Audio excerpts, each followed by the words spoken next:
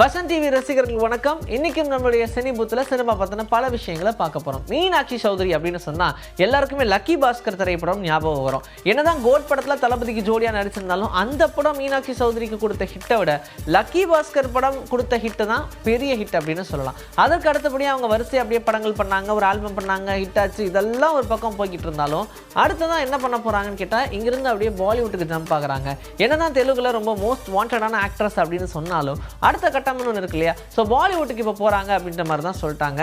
ஸ்திரீ திரைப்படத்தை தயாரித்த தயாரிப்பு நிறுவனம் அடுத்த திரைப்படம் ஒன்று பண்ண போகிறாங்க. அதில் மீனாட்சி சௌத்ரி ரொம்ப முக்கியமான கேரக்டரில் நடிக்கிறாங்க அப்படின்ற மாதிரி சொல்லியிருக்காங்க. முக்கியமாக அப்படின்னு இவ்வளோ ஸ்ட்ரெஸ் பண்ணும்போது கதாநாயகியாக இருக்க சான்ஸ் இல்லை, ஆனால் அவங்களுக்கு உண்டான கதாபாத்திரம் இந்த படத்தில் நல்லா இருக்கும் அப்படின்ற மாதிரிலாம் சொல்கிறாங்க. ஸோ பாலிவுட்டுக்கு போகிறாங்களே அப்படின்னு சொல்லிட்டு நிறைய பேர் கங்க்ராச்சுலேட் பண்ணிட்டு இருக்காங்க. ஜெயிலர் படம் ஹிட் ஆனதுக்கான காரணமே அதில் நடிச்சிருக்கக்கூடிய காஸ்ட் எல்லாரும் அப்படின்னு சொல்லலாம். ஏன்னா கன்னட சூப்பர் ஸ்டார் சிவராஜ்குமார், இந்த பக்கம் மோகன்லால் அப்படின்னு சொல்லி நடித்து கலக்கியிருப்பாங்க. குறிப்பாக இந்த படத்துடைய செகண்ட் பாகம் எடுக்க போகிறாங்க அப்படின்னு சொன்னதும் அதில் இருக்க கேரக்டர்ஸ் எல்லாம் வருவாங்கன்னு கேட்டால் கண்டிப்பாக வருவாங்க அப்படின்லாம் சொல்லியாச்சு. ஆனால் மோகன்லால் வரதுக்கு சான்ஸ் இருக்கா அப்படின்ற மாதிரியான ஒரு கேள்வி இருந்துச்சு. அதுக்கேற்ற மாதிரியே இப்போ நெல்சன் மோகன்லாலை சந்தித்து பேச்சுவார்த்தை நடத்தியிருக்காராம். இது நடத்துனதில் என்ன தெரியுது, அடுத்த படத்தில் என்ன ஹீரோ வைக்க போகிறாங்க அப்படின்னா இல்லை, ஜெயிலருக்கு போயிட்டுருக்கே இந்த படத்துக்காக ஆல்மோஸ்ட் மேத்யூ அப்படின்ற கேரக்டர் இந்த ஜெயிலர் படத்தில் பயங்கர அட்ராக்டிவான ஒரு கேரக்டர். அந்த கேரக்டர் இல்லாமல் ஜெயிலர் எப்படி இருக்க முடியும் அப்படின்றனால ஜெயிலர் படத்தில் மறுபடியும் கொண்டு வரணும், அப்போ தான் பார்ட் 2 ஃபுல்ஃபில் ஆகும் அப்படின்னு சொன்னதுனாலேயே மறுபடியும் மேத்யூ கேரக்டராக ஜெயிலர் 2ல் இறங்குறாங்க அப்படின்றது ஓரளவுக்கு உறுதியாயிருச்சு. ஏன்னா 2 பேரும் சேர்ந்து பேசியிருக்காங்க அப்படின்னா அப்போ கண்டிப்பாக அவர் ஓகேன்னு தான் சொல்லுவார். ஏன்னா மலையாளத்துலேயும் அந்த படம் சூப்பர் டூப்பர் ஹிட்டு. அதனாலேயே இந்த திரைப்படம் பெரிய அளவில் சக்ஸஸ் ஆகிறதுக்கு என்னெல்லாம் பண்ணுமோ எல்லாத்தையும் பண்ணிட்டு இருக்காங்க.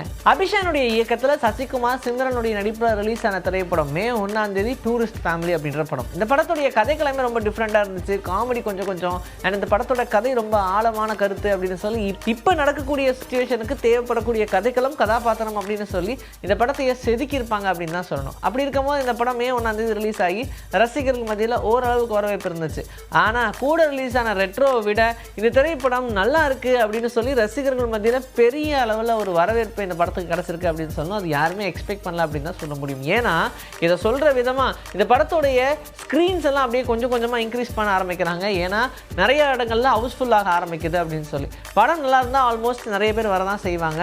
ஆனால் இந்த திரைப்படம் ஹவுஸ்ஃபுல் ஆகிறதுனாலே படத்துடைய ஸ்க்ரீனை இன்க்ரீஸ் பண்ணலாம் அப்படின்ற மாதிரி பிளான் பண்ணி அதுக்கான வேலைகள்லாம் நடந்துகிட்டு இருக்கு. அண்ட் படத்துடைய ஸ்க்ரீன்ஸுமே இன்க்ரீஸ் ஆகிட்டு இருக்கு அப்படின்னு சொல்கிறாங்க.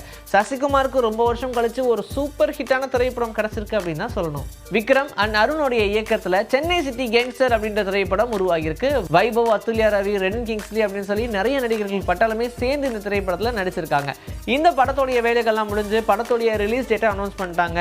ஜூன் 20 இந்த படத்தை ரிலீஸ் பண்ணுறோன்னு. ஆனால் அதே 20 சேகர் காமலாவுடைய இயக்கத்தில் ரொம்ப நாளாக கிடப்பில் இருக்கிற படம் குபேரா. தனுஷ் நாகார்ஜுனாவுடைய நடிப்பில் இந்த படம் எப்பயோ ரிலீஸ் ஆக வேண்டியது. ஆனால் தள்ளி போய் ஒரு வழியாக ஜூன் 20 இந்த படத்துடைய ரிலீஸ் டேட்டை ஃபிக்ஸ் பண்ணியிருக்காங்க. ஆனால் இந்த படத்தோட மோதுறது வைபவ படம். ஆனால் எப்படி இருக்க போகுது அப்படின்ற மாதிரி தான் எல்லாரும் எதிர்பார்க்குறாங்க. என்னப்பா உங்களுக்கு வேறு டேட்டே கிடைக்கலையாப்பா, டப்புன்னு கொண்டு போய் இங்கே வச்சிட்டிங்களேப்பா அப்படின்னு சொல்லி சினிமா ரசிகர்கள் எல்லாரும் 2 படத்தையும் பார்க்கணும்னு ரசிக்கிறோம், ஆனால் எப்படி அப்படின்ற மாதிரிலாம் குழப்பம் வரும். ஆனால் என்ன பண்ணுறது, டேட் அப்போ தான் அவைலபிள் இருந்திருக்கு. ஸோ உடனே 2 படத்தையும் ஒரே டேட்டில் ஃபிக்ஸ் பண்ணியிருக்காங்க. ஸோ எந்த படம் கடைசியில் ரசிகர்களால் ரசிக்கப்படுது அப்படின்றத பொறுத்திருந்து பார்க்கலாம். கமலஹாசன் அவர்களுடைய 237வது திரைப்படம் அன்பறிவோடைய இயக்கத்தில் இந்த படத்துடைய ஷூட்டிங்கே இப்போ தான் ஆரம்பிக்கலான்ற மாதிரியான ஒரு முடிவுக்கு வந்திருக்காங்க. ஏன்னா உலகநாயகன் கமலஹாசன் அவர்கள் பற்றி படிக்கிறேன் அப்படின்னு சொல்லி அவர் அவுட் ஆஃப் கண்ட்ரி ட்ராவல் பண்ணியிருந்தார் கொஞ்ச நாளாக. அதெல்லாம் முடிச்சுட்டு திரும்ப வந்து இந்த படத்தை கண்டினியூ பண்ணுறேன் அப்படின்னு சொல்லியிருந்தாங்க. வந்தாச்சு, ஆனால் இன்னும் பேச்சுவார்த்தை தான் நடந்துட்டு இருக்கு அப்படின்னு பார்த்தா ப்ரீ ப்ரொடக்ஷனை பயங்கர ஸ்ட்ராங்காக பண்ணுன்றதுக்காக அதுக்கு வேலை பார்த்துட்டு இருக்காங்களா. இது இல்லாமல் இந்த படத்துடைய இசை அமைப்பாளர் யார் அப்படின்ற மாதிரியான ஒரு கொஸ்டின் வருது. ஏன்னா எல்லாரும் ஏஆர் ரஹ்மானாக தான் இருக்கும் அப்படின்ற மாதிரி சொன்னாங்க. இப்போ தக் லைஃப் படமே அவர் தானே பண்ணியிருக்காரு, சொன்னாலும் அவராக தான் இருக்கும் அப்படின்னு நினச்சா அதுதான் கிடையாது. ஏஆர் ரஹ்மான் இல்லாமல் அனிருத்துக்கிட்ட பேச்சுவார்த்தை நடக்குது. ஏன்னா விக்ரம்லாம் பார்த்தீங்கன்னா வேறு மாதிரியான ஒரு பிஜிஎம்ங்க அப்படின்ற மாதிரி அவங்க எக்ஸ்பெக்டேஷன்லாம் இருக்கும். ஸோ அதனால் அந்த மாதிரியே நம்ம கமலஹாசன் அவர்களை போர்ட்ரே பண்ணோம் அப்படின்றதுல அன்பறிவு ரொம்ப ஸ்ட்ரிக்டாக இருக்காங்க. அதனாலேயே இந்த படத்துக்கு இசையமைப்பாளராக அனிருத் கிட்ட கேட்டிருக்காங்களாம். ஆல்மோஸ்ட் அனிருத்தும் ஓகேன்னு தான் சொல்லுவார். ஸோ மறுபடியும் அஃபிஷியலாக அவங்க கன்ஃபார்ம் ஆனதும் நமக்கே அப்டேட் பண்ணுவாங்கன்னு நம்பலாம். ஜனநாயகன் அப்படின்ற படம் வினோத்தோட இயக்கத்தில் தளபதி விஜயோடைய நடிப்பில் உருவாகிட்டு இருக்கிற திரைப்படம். இந்த படத்துடைய ஷூட்டிங்லாம் ரொம்ப வேகமாக நடந்துட்டு இருந்துச்சு. கொடைக்கானலில் ஷூட் முடிச்சுட்டு திரும்ப வந்தார், இதெல்லாமே சொல்லியிருந்தாங்க. ஆனால் படத்துடைய ஹீரோ பேர் என்னவா இருக்கும், அதாவது தளபதி விஜயோடைய பேர் என்னவா இருக்கும் அப்படின்னு தான் எல்லாரும் எக்ஸ்பெக்ட் பண்ணிட்டு இருந்தாங்க. அந்த வகையில் வெற்றி கொண்டான் அப்படின்ற மாதிரியான ஒரு பேரை தான் தளபதி விஜயோடைய கதாபாத்திரத்துக்கு வச்சிருக்கிறதா சொல்கிறாங்க. ஆல்மோஸ்ட் இந்த வெற்றி அப்படின்றதே அவருக்கு ஒரு பெரிய சிம்பாலிக்கான விஷயம் அப்படின்னு சொல்லலாம். ஆனால் வெற்றி கொண்டான் அப்படின்னு பேர் வச்சதுக்கான காரணம் என்னவா இருக்கும் அப்படின்ற மாதிரிலாம் சொன்னாங்க. படமும் அரசியலும் வேற வேற அப்படின்னு சொல்கிறாங்க. பட் பட்டுன்னு பார்த்தா இப்படி சொல்கிறாங்க அப்படின்னு சொல்லி ஒரு குழப்பம்லாம் உள்ளே இருந்தாலும் வெறும் படத்தை படமாக மட்டும் பார்க்கணும் அப்படின்ற வரிசையில் பார்த்தா தளபதியுடைய பேர் வெற்றி கொண்டான் அப்படின்ற மாதிரி வச்சுருக்காங்களா. ஸோ சீக்கிரமாகவே இந்த படத்துடைய ஷூட்டெல்லாம் முடிச்சு சொன்ன டேட்டில் ரிலீஸ் பண்ணணும் அப்படின்ற கட்டாயத்தில் இருக்காங்க. பொறுத்திருந்து பார்க்கலாம்.